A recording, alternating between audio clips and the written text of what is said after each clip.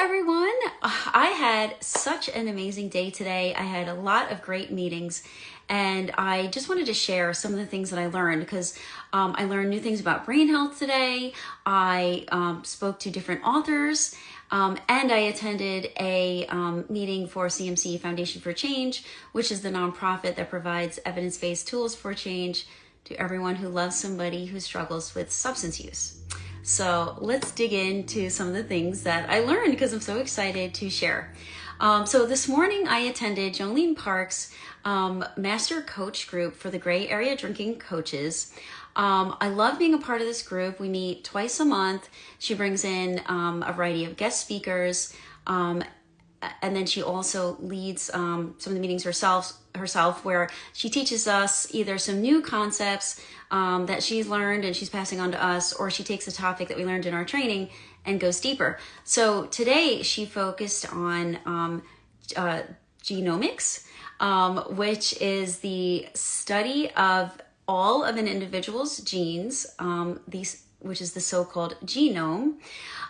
So she discussed how, and this was under the umbrella of optimizing brain health after quitting drinking in midlife. So it was really interesting. She talked about something that I hadn't known before. There's different genes called the APOE genes, and there's 2, 3, and 4. And it turns out that APOE4 is the one that has the highest risk factor for Alzheimer's. And you can actually have 2 copies of it, and that makes your risk even greater. So if you have 1 copy of it, it gives you a 30% higher risk factor for Alzheimer's. And if you have 2, it puts you, I believe, 70% or above at a risk. But here's the good news, all right? We know we can't control our genes. What's in your DNA is already there. But the good news is your lifestyle and behavior, how you live your life, can actually determine whether or not you would actually get some of these diseases that you may have a higher risk for, whether it's Alzheimer's or something else. So that's something called epigenetics. I like to describe epigenetics. You may have heard this before, where our genes load a gun, so to speak, but your lifestyle choices pull the trigger. So different things, the way you eat, your stress levels, your sleep, your hormone health, mindset, how much you exercise, where your levels are for your blood sugar, your cholesterol, and your blood pressure, and of course, whether you drink alcohol or not.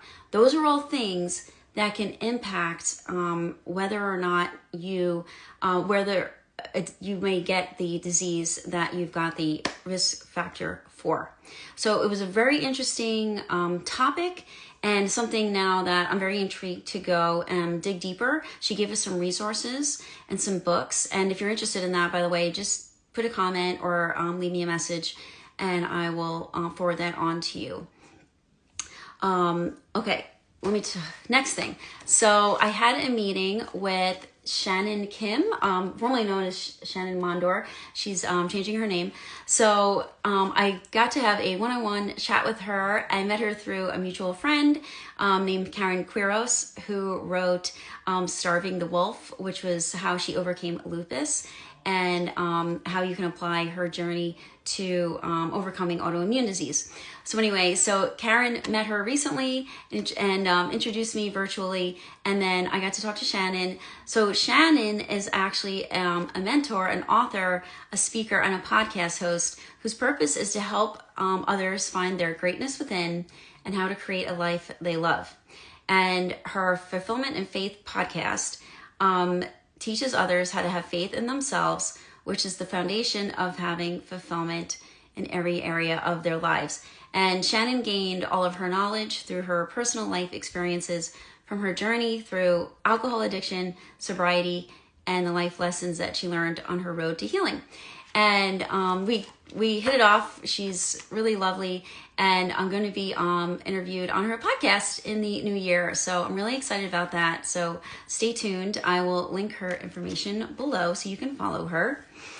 And then today, also in the Sober Edge book club, where all the sober ladies hang out, we had an author come visit. We had Hadley Sorenson come visit. She wrote The Dirty Truth on Social Drinking, Everything in Moderation and Other BS.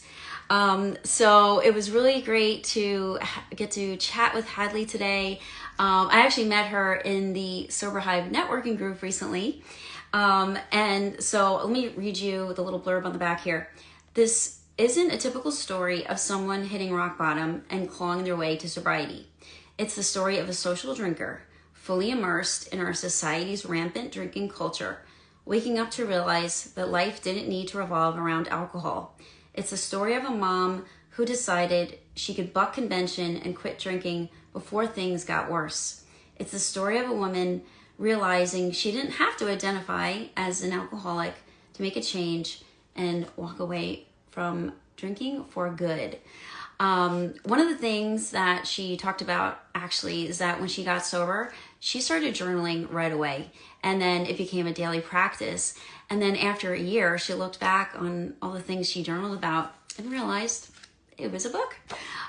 So congratulations to Hadley. That was really exciting that her book came out this year. And, you know, one of the things we talked about, so she was a social drinker, right? She didn't have a rock bottom story. And I think that's really, really important because I know a lot of Quit Lit emphasizes these really horrendous, scary rock bottom moments that the author is sharing and something they experienced in their journey. I experienced some very scary rock bottom moments in my journey, and that's a part of my story. And I like to say that alcohol was in my life for 20 years, and I was in the gray area of drinking, the social area of drinking, for about 95% of that. And then at the end, when everything escalated, I really got out of that gray area, that social drinking, and into what I call a danger zone. So, you know, you don't have to, one of the things that I try to share is you don't have to experience a horrible, rock bottom, scary, maybe life-threatening situation in order to stop drinking. So I like that she's highlighting, you know, if it's not serving you in your life, you can stop. You don't have to let it get to that point. So check out her book. I will also link her below. And then finally, the last meeting of the day that I attended was for CMC's Foundation for Change, the Invitation to Change monthly group. It was a monthly practice group, rather. So the Invitation to Change is a learning group with a supportive environment. And it's geared for anybody in a helping role. So if you have a loved one who is using substances or maybe harming themselves, then, and you just feel like you don't know what to do, it's very, when our loved ones are going through a substance use issue, it affects everybody in the household. It affects the loved ones. So this is something, this organization, it serves the same people who would go to an Al-Anon. So it's just something different than Al-Anon. And what I like about this is you go to learn skills. So they've got the Invitation to Change wheel with all the different concepts. So in the practice group, because I went through the training myself to facilitate Invitation to Change, they have a practice group where we get to just focus on one concept at a time, and a facilitator comes in and practices in front of an audience and gets feedback. So today's focus was actually willingness, which is under the helping with awareness section of Invitation to Change. And willingness, so why is willingness important? So it's important because helping is not a pain-free process. The willingness section will help you find ways to accept this struggle instead of shutting down, withdrawing, or becoming angry. It allows for the vulnerability that comes with caring. So it's about choosing to accept all of your feelings, even the painful ones, so that you can stay connected to what you care about most. And so it was really great to attend the practice group. And I just love to keep, just like I attend Jolene's Master Coach group, I love just constantly refreshing my skills and deepening ones that I already have. And yeah, so we'll talk about a really great day for being a great area drinking coach. It was so productive and fulfilling, and I enjoyed every minute of it.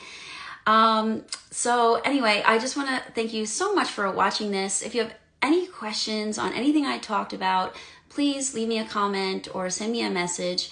And thank you always for watching and for taking this journey with me. And have a good rest of your day. Bye.